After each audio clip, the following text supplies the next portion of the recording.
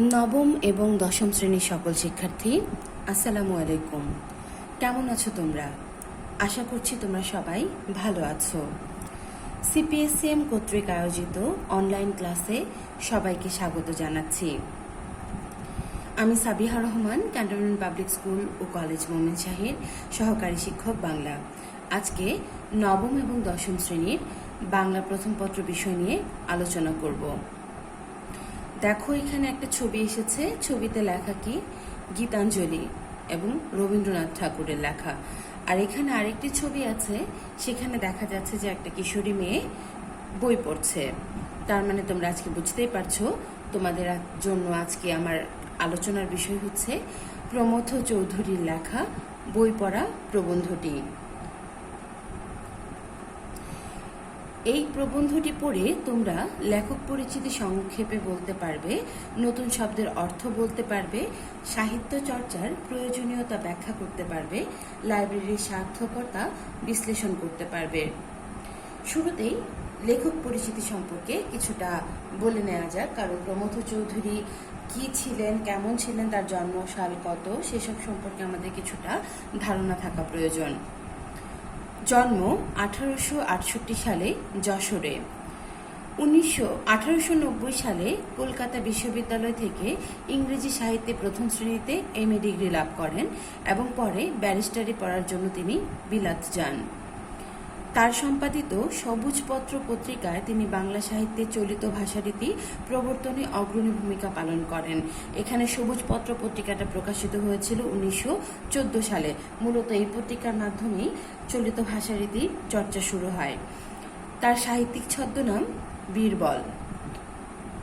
মৃত্যু 1946 সালে কলকাতায়।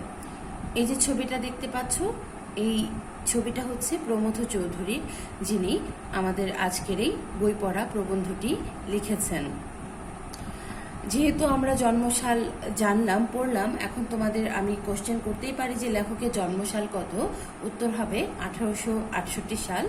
তিনি কোথা থেকে ইংরেজি সাহিত্যে প্রথম শ্রেণীতে এমএ ডিগ্রি লাভ করেন? উত্তর হচ্ছে কলকাতা বিশ্ববিদ্যালয় থেকে। তার সাহিত্যিক ছদ্মনাম কি? উত্তর হচ্ছে বীরবল। তিনি কোন পত্রিকার সম্পাদক ছিলেন? এটির উত্তর হচ্ছে সবুজপত্র পত্রিকার। তিনি কোথায় মৃত্যুবরণ করেন? উত্তর হচ্ছে তিনি কলকাতায় মৃত্যুবরণ করেন। দেখো, এখন তোমাদের বিভিন্ন ধরনের প্রশ্ন থাকতেই পারে যে আমরা কেন বই পড়ব, বা আমরা কি ধরনের বই পড়ি, বই থেকে আসলে কি জানা যায়, পাঠ্য বইয়ের পাশাপাশি অন্যান্য বই পড়া কি উচিত না। অধিকাংশ ক্ষেত্রে দেখা যায় যে আমাদের আব্বু আম্মুরা পাঠ্য বইয়ের বাইরে অন্য কোনো বই পড়তে উৎসাহ দেন না। কিছু কিছু ক্ষেত্রে আমরা যারা শিক্ষকরা আছি তারা আগে প্রাতিষ্ঠানিক শিক্ষাকে প্রাধান্য দেই বেশি, পরবর্তীতে অন্যান্য বই পড়ার ক্ষেত্রে তোমাদের একটু উৎসাহ দিয়ে থাকি। কিন্তু এক্ষেত্রে আমরা বাইরের বইগুলো কেন পড়বো এবং কি ধরনের বই আমরা পড়ব? দেখো, এখানে দুটো ছবি দেয়া আছে, তিনটি ছবি দেয়া আছে। দেখো, এই ছবির মধ্যে দেখো ছোটরা কি করছে? বই পড়ছে। বিশেষ করে মেলায় গিয়ে আনন্দের সাথে বিভিন্ন ধরনের বই দেখার কি করছে, চেষ্টা করছে। দ্বিতীয় ছবিতে দেখো সবাই চক্রাকারে বসে বিভিন্ন ধরনের বই পড়ছে। তৃতীয়তে দেখো যে যারা সফল হয়ে গেছে, এইসব সফলকাম মানুষের একটা ছবি আছে। এখন বই পড়া প্রবন্ধটির সার সংক্ষেপটা তোমাদেরকে আমি বলে দিচ্ছি। সেটি হচ্ছে, বই পড়া প্রবন্ধে লেখক বই পড়ার গুরুত্ব এবং আমাদের সমাজে প্রচলিত শিক্ষা ব্যবস্থার প্রকৃত অবস্থাটা তুলে ধরেছেন। আমাদের সমাজে প্রচলিত শিক্ষা ব্যবস্থা যথার্থ জ্ঞান অর্জনের পরিপন্থী। মূলত এই প্রবন্ধটি লেখা হয়েছিল যখন তোমাদের সৃজনশীল প্রশ্ন পদ্ধতি বা সৃজনশীল পাঠ শুরু হয়েছে তার আগে। সুতরাং তোমাদের সাথে এখানে কিছুটা অমিল থাকতেই পারে, কিন্তু বই পড়া প্রবন্ধটি মূলত সার্বিক শিক্ষা ব্যবস্থাকে নিয়ে লেখা। কিছু কিছু ত্রুটি যেগুলো আছে সে বিষয়টি উল্লেখ করেছেন প্রাবন্ধিক এই প্রবন্ধে। এখানে ছাত্রছাত্রীরা শিক্ষকের দেওয়া নোট মুখস্থ করে এবং পরীক্ষার খাতায় তা উগলে দিয়ে তথাকথিত সার্টিফিকেট অর্জন করে এবং শিক্ষিত হয়। ফলে প্রকৃত জ্ঞানের যথার্থ বিকাশ সাধিত হয় না। স্কুল কলেজের এই যে শিক্ষা, তা আমাদের জ্ঞানকে পূর্ণতা দান করতে পারে না। এজন্য লেখক পাঠ্যপুস্তকের পাশাপাশি অন্যান্য বই পড়তে বলেন। অন্যান্য বইয়ের মধ্যে লেখক সাহিত্য বিষয়ক বই পড়ার উপর গুরুত্ব আরোপ করেন, কেননা সাহিত্য হচ্ছে সকল জ্ঞানের সমাহার। সাহিত্যে থাকে মানুষের দর্শন, বিজ্ঞান, ধর্মনীতি, অনুরাগ, বিরাগ, আশা, নৈরাশ্য ও তার অন্তরের সত্য ও স্বপ্ন। যথাযথভাবে সাহিত্য চর্চা করার জন্য লেখক লাইব্রেরি প্রতিষ্ঠার উপর অনেক বেশি গুরুত্ব দিয়েছেন, কেননা লাইব্রেরিতে লোকে নিজ রুচি এবং পছন্দ অনুযায়ী বই পড়তে পারে, ফলে মনের যথার্থ সন্তুষ্টি সাধন করা হয়। এজন্য লেখক আমাদের সমাজে প্রত্যেকটি গ্রামে গ্রামে লাইব্রেরি প্রতিষ্ঠার জন্য পরামর্শ দিয়েছেন। এভাবে বই পড়া প্রবন্ধে লেখক বই পড়া এবং লাইব্রেরি প্রতিষ্ঠার গুরুত্ব তুলে ধরেন এবং আমাদের প্রচলিত শিক্ষা ব্যবস্থার সমালোচনা তিনি করেছেন। এখন তোমাদের যে পাঠ্য বই আছে সেই পাঠ্য বইয়ে দেখো 28 পৃষ্ঠায় বই পড়া প্রবন্ধটি আছে এবং আমি তোমাদের সুবিধার্থে এটিকে চলিত আকারে পড়ে শোনাচ্ছি যে বই পড়া শখটা মানুষের সর্বশ্রেষ্ঠ শখ হলেও লেখক বলেছেন যে আমি কাউকে শখ হিসেবে বই পড়ার পরামর্শ দিতে চাই না। প্রথমত সেই পরামর্শ কেউ গ্রাহ্য করবেন না, কারণ জাত হিসেবে আমরা শৌখিন নই। দ্বিতীয়টা হচ্ছে অনেকে তা কুপরামর্শ বলে মনে করবেন, কেননা আমাদের এখন ঠিক শখ করবার সময় নয়। আমাদের এই রোগ, শোক, দুঃখ, দারিদ্র্যের দেশে সুন্দর জীবন ধারণ করাটাই যখন প্রধান সমস্যা হয়ে দাঁড়িয়েছে, তখন সেই জীবনকে সুন্দর করা, মহৎ করার প্রস্তাব অনেকের কাছে নিরর্থক ও নির্মম ঠেকবে। কারণ হচ্ছে যে যেখানে আমাদের সাধারণ মানুষ তাদের নিত্য প্রয়োজনীয় যে মৌলিক চাহিদাটা আছে সেটি পূরণ করতে হিমশিম খেয়ে যাচ্ছে, সেখানে কাউকে শখ হিসেবে বা বিলাসিতা করে বই পড়ার পরামর্শ দেওয়াটা অনেক ক্ষেত্রে নির্দয় বা নির্মম লাগবে অনেকের কাছে। কারণ যাদের পেটে ভাত নেই তাদেরকে যদি বই পড়ার জন্য সুপরামর্শ দেওয়া হয়, তাহলে তাদের জন্য সেটা মূলত উপহাসের শামিলই হয়ে যায়। আমরা সাহিত্যের রস উপভোগ করতে প্রস্তুত নই, কিন্তু শিক্ষার ফল লাভের জন্য আমরা সকলেই উদ্বাহু। আমাদের বিশ্বাস শিক্ষা আমাদের গায়ের জ্বালা ও চোখের জল দুই দূর করবে। এই আশা সম্ভবত দুরাশা। আমরা সাহিত্যের যে বিভিন্ন ধরনের রস আছে, বিভিন্ন ধরনের যে লেখা আছে, সেগুলো পড়ে আমাদের মনকে উদার করতে বা মনের বিস্তৃতি ঘটানোর জন্য প্রস্তুত নই, কিন্তু তথাকথিত শিক্ষায়, প্রাতিষ্ঠানিক শিক্ষায় শিক্ষিত হয়ে সেই শিক্ষার অর্জিত সার্টিফিকেটের মাধ্যমে আমরা যে ফলটা লাভ করব বা সফলতা অর্জন করব বা ভালো চাকরি পাবো, সেই ফল লাভ করার জন্য আমরা সবাই কি করে থাকি? উপরের দিকে দুই হাত তুলে দিয়ে থাকি। মানে আমরা সবাই খুব বেশি আগ্রহী থাকি এই বিষয়টার জন্য, শিক্ষার ফল লাভ করার জন্য। আমাদের বিশ্বাস শিক্ষা আমাদের গায়ের জ্বালা এবং চোখের জল দুই দূর করবে। আমাদের খাদ্যবস্ত্রের সমস্যার সমাধান করতে পারবো একমাত্র শিক্ষার মাধ্যমে, এটা আমাদের বিশ্বাস। কিন্তু এটা সম্ভবত দুরাশা, কিন্তু তারপরও আমরা শিক্ষা লাভের মাধ্যমে নিজের জীবনের উন্নতি করার যে ইচ্ছা বা আশাটা থাকে সেটা ত্যাগ করতে পারি না, কারণ আমাদের চোখের সামনে আমরা কোনো উপযুক্ত সৎ উপায় বা উপযুক্ত উপায় দেখতে পাই না। লেখক বলেছেন যে শিক্ষার মাহাত্ম্যে তিনি বিশ্বাস করেন এবং যিনি যাই বলুন, সাহিত্য চর্চা যে শিক্ষার সর্বপ্রধান অঙ্গ সেটা তিনি জানেন, কিন্তু শিক্ষার ফল হাতে হাতে পাওয়া যায় না, তার নগদ বাজার দর নেই। এ কারণে ডেমোক্রেসি সাহিত্যের সার্থকতা বোঝে না, বোঝে শুধু অর্থের সার্থকতা। দেখো যে মানুষের জীবনযাপন ধারণের জন্য নিত্য প্রয়োজনীয় জিনিসের কি অবশ্যই প্রয়োজন হয়। দেখো প্রথম ছবিতে দেয়া আছে কি অনেকে বাজার করতে গিয়েছেন, অর্থ ছাড়া কখনোই বাজার করা সম্ভব হয় না। ডেমোক্রেসির গুরুরা চেয়েছিলেন সকলকে সমান করতে, কিন্তু তাদের শিষ্যরা তাদের কথা উল্টো বুঝে সকলেই বড় মানুষ হতে চেয়েছে। একটি বিশিষ্ট অভিজাত মানে ইংরেজ সভ্যতার উত্তরাধিকারী হয়েও, মানে ইংরেজ সভ্যতার সংস্পর্শে এসেও আমরা যে সভ্য হয়েছি, তারপরও আমরা এই ডেমোক্রেসির গুণগুলো আয়ত্ত করতে না পেরে তার দোষগুলো আত্মসাৎ করেছি। লেখক এক্ষেত্রে এই কারণটাও দেখিয়ে দিয়েছেন যে ব্যাধি সংক্রামক, স্বাস্থ্য নয়। কারণ হচ্ছে তুমি যদি সুস্থ থাকো তাহলে তোমার সুস্থতা কারোর মধ্যে ছড়িয়ে যাবে না, বাট তুমি যদি অসুস্থ থাকো তাহলে সেই অন্য অসুস্থ ব্যক্তির সংস্পর্শে এসে তুমি নিজেও কি হয়ে যাবে, অসুস্থ হয়ে যাবে।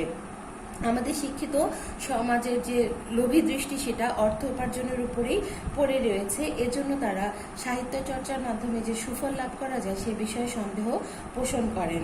তারা হাজার খানেক ল রিপোর্ট কেনেন কিন্তু একটা কাব্যগ্রন্থ কিনতেও প্রস্তুত নন, কারণ তাতে ব্যবসার কোনো প্রসার নেই।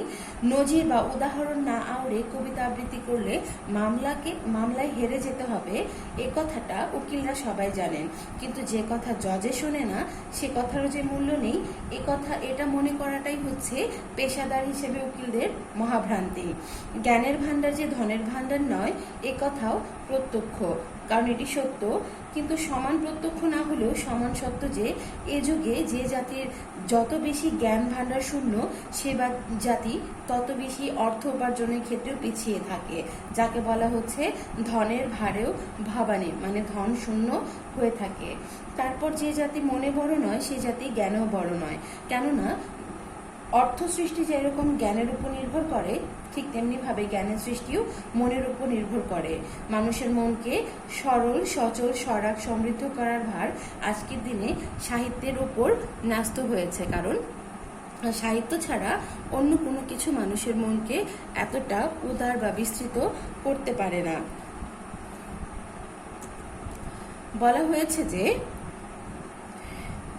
মানুষের জীবনে যে দর্শন আছে বা ধর্মনীতি আছে, অনুরাগ বিরাগ, আশা নিরাশা আছে, অন্তরের স্বপ্ন আছে, এগুলো সবগুলি প্রকাশিত হয় কিসের মধ্যে? সাহিত্যের মধ্যে।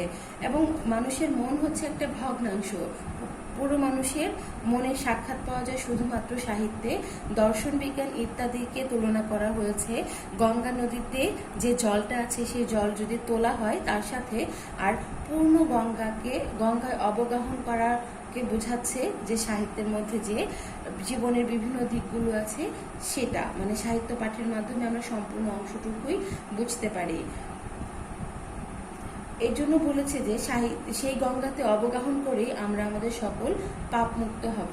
সাহিত্যের ভাব মানে মানুষের জীবনে যে যত আবেগ অনুভূতি আছে সবগুলো আবহমান কাল ধরে সাহিত্যের ভেতরেই সবেগে প্রবাহিত হয়ে চলেছে, এবং সাহিত্যের মধ্যে অবগাহন করে বা ডুব দিয়ে আমরা প্রকৃত জীবন বোধে শিক্ষিত হতে পারবো বা বুঝতে পারবো। অতএব লেখক বলেছেন যে আমাদের বই অবশ্যই পড়তে হবে, কেননা বই পড়া ছাড়া সাহিত্যের অন্য কোনো উপায় নেই। ধর্মের চর্চা মন্দিরের বাইরে অন্য কোথাও করলেও চলবে, দর্শনের চর্চার জন্য গুহা, নীতির চর্চার জন্য ঘর, বিজ্ঞানের চর্চার জন্য জাদুঘর, কিন্তু সাহিত্যের চর্চার জন্য চাই শুধুমাত্র লাইব্রেরি। সাহিত্য চর্চা মানুষ কারখানাতেও করতে পারবে না, চিড়িয়াখানাতেও করতে পারবে না। এজন্য আমরা যত বেশি লাইব্রেরি প্রতিষ্ঠা করব দেশে তত বেশি উন্নতি হবে। লেখকের মধ্যে লাইব্রেরির গুরুত্ব হাসপাতালের চাইতে কম নয়, বরং স্কুল কলেজের চাইতে কি একটু বেশি। এখানে দেখো লাইব্রেরি অনেকগুলো বই দেয়া আছে, এবং এখানে দ্বিতীয় ছবিতে একটা কি দেয়া আছে, হাসপাতাল দেয়া আছে, এবং তৃতীয় ছবিতে একটা কলেজের ছবি দেয়া আছে। বিভিন্ন ধরনের বই পাওয়া যায় কোথায়? লাইব্রেরিতে।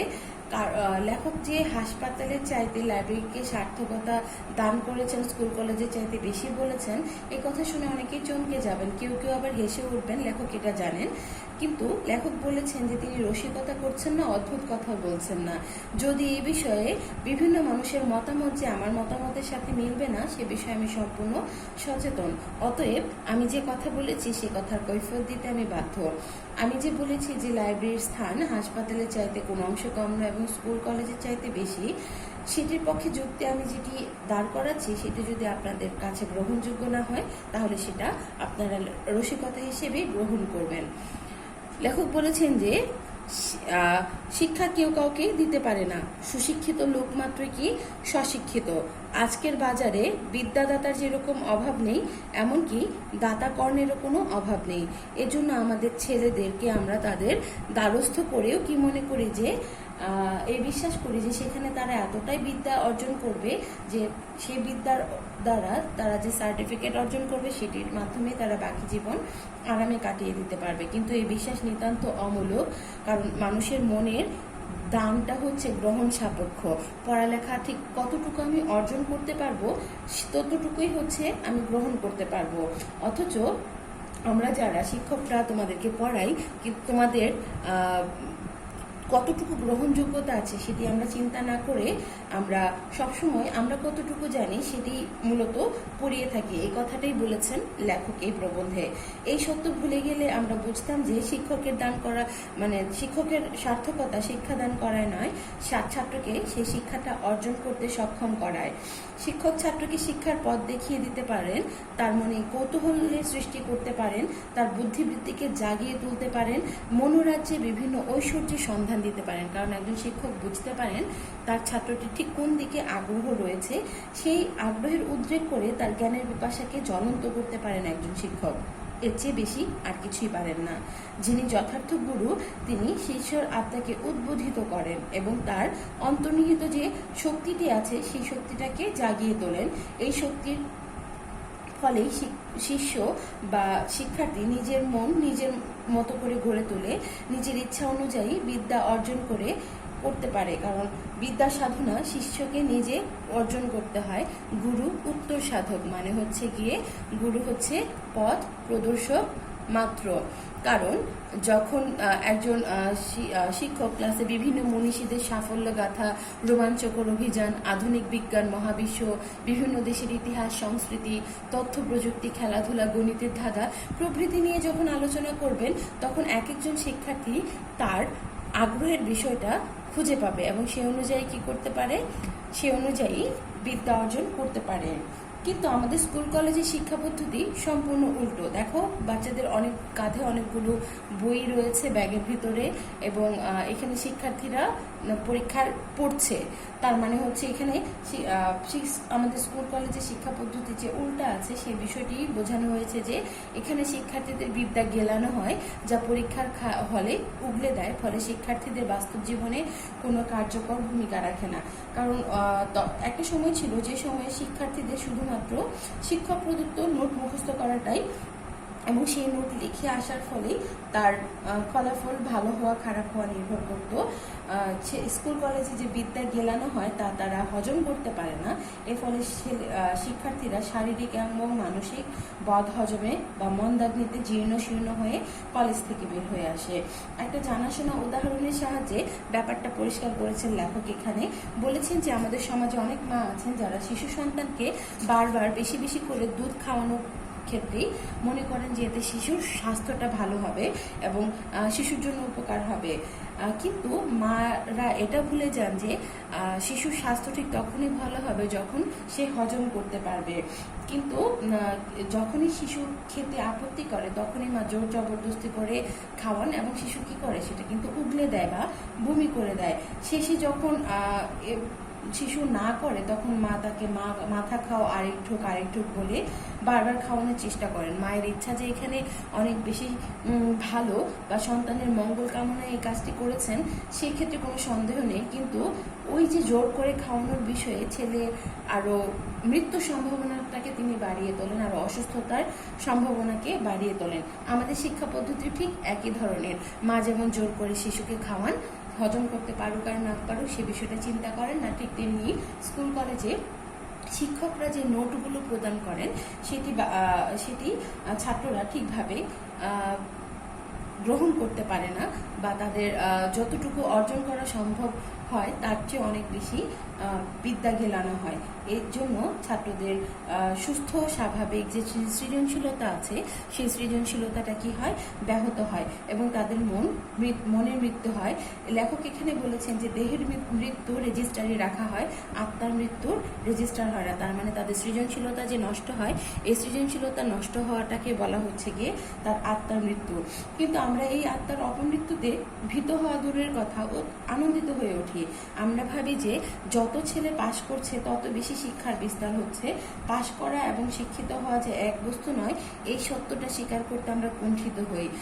শিক্ষা শাস্ত্রের একজন জগৎ বিখ্যাত ফরাসি শাস্ত্রী বলেছেন যে একসময় ফরাসি দেশে শিক্ষা পদ্ধতি এত বেয়ারা ছিল যে সে যুগে France was saved by her idlers. অর্থাৎ যারা পাশ করতে পারেনি বা চায়নি তারা ফ্রান্সকে রক্ষা করেছিল। এর কারণ হয় তাদের মনে শক্তি ছিল, এজন্য তারা কলেজের শিক্ষাকে প্রত্যাখ্যান করেছিল, নয়তো কলেজের শিক্ষা প্রত্যাখ্যান করেছিল বলে তাদের মনে শক্তি ছিল, মানে সৃজনশীলতাটা তাদের মধ্যে রয়ে গিয়েছিল। সে যুগে ফ্রান্সে কিরকম শিক্ষা হতো তা লেখকের জানা নেই, তবু লেখক জোর করে বলতে পারেন যে এখানে বলেছেন যে আমাদের সমাজে যে শিক্ষার পদ্ধতি রয়েছে তার চাইতে এই শিক্ষা পদ্ধতি কোনো অংশেই নিকৃষ্ট ছিল না। সকলে জানেন যে বিদ্যালয়ে মাস্টারমশাইরা যে নোট প্রদান করেন এবং সেই নোট মুখস্থ করে ছাত্ররা পাশ করে। এর সাথে আরেকটা বিষয়ের তুলনা করেছেন, সেটি হচ্ছে বাজিকর বা যারা সার্কাস খেলা দেখায় তারা বন্দুকের গুলি থেকে আরম্ভ করে কামানের গুলি পর্যন্ত গিলে ফেলতে পারেন, তারপর একে একে সবকিছু কি করেন, বমি করে দেন। এর ভেতরে যে অসাধারণ কৌশল আছে সে বিষয়ে কোনো সন্দেহ নেই, কিন্তু এই যে গিলে ফেলাটা এবং উগলে ফেলাটা দর্শকের কাছে আনন্দদায়ক হলেও বাজিকরের কাছে তা প্রাণান্তকর ব্যাপার। এই যে কষ্ট, তিনি যে কৌশলটা দেখাচ্ছেন তা যেমন কষ্টসাধ্য তেমনি তার শরীরের জন্য কি অপকারী, কারণ তিনি খেলা দেখাতে গিয়ে যে জিনিসগুলো গিলে ফেলছেন সেগুলোর একটা অংশ তিনি হজম করতে পারেন না। ঠিক তেমনিভাবে আমাদের শিক্ষা ব্যবস্থায় ছেলেরা বা শিক্ষার্থীরা যে সকল বিষয় নিয়ে পড়ালেখা করে বা মুখস্থ করে সেগুলো তারা আসলে মন দিয়ে পড়তে পারে না বা মনে রাখতে পারে না বা অর্জন করতে পারে না, শুধুমাত্র পরীক্ষার খাতায় গিয়ে সেটা উদ্গীরণ করে দেয়। এজন্য সমাজ তাকে বাহবা দেয়, যে মনে করে জাতির প্রাণশক্তি বাড়ছে, শিক্ষার হার বাড়ছে, কিন্তু স্কুল কলেজে শিক্ষা অনেকাংশ ব্যর্থ হয়েছে এবং অনেক জায়গায় সেটি মারাত্মক, কারণ স্কুল কলেজের শিক্ষা ছেলেদেরকে বা শিক্ষার্থীদেরকে স্বশিক্ষিত বা নিজে নিজে শিক্ষিত হওয়ার সুযোগটা দিচ্ছে না, কারণ স্বশিক্ষিত হওয়ার শক্তিটাও পর্যন্ত নষ্ট করে ফেলছে।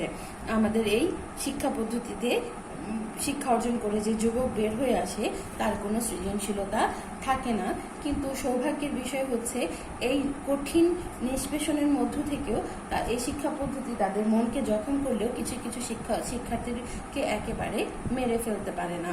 আমাদের শিক্ষা পদ্ধতি কেমন চাই, যেখানে লেখক বলেছেন যে যেখানে থাকবে সৃজনশীল প্রতিভার বাধাহীন প্রকাশ ও স্বতঃস্ফূর্ততা। এখানে দেখো অনেকগুলো বই আছে যেগুলো মানুষ নিজের মনের খেয়াল খুশি অনুযায়ী পড়তে পারে।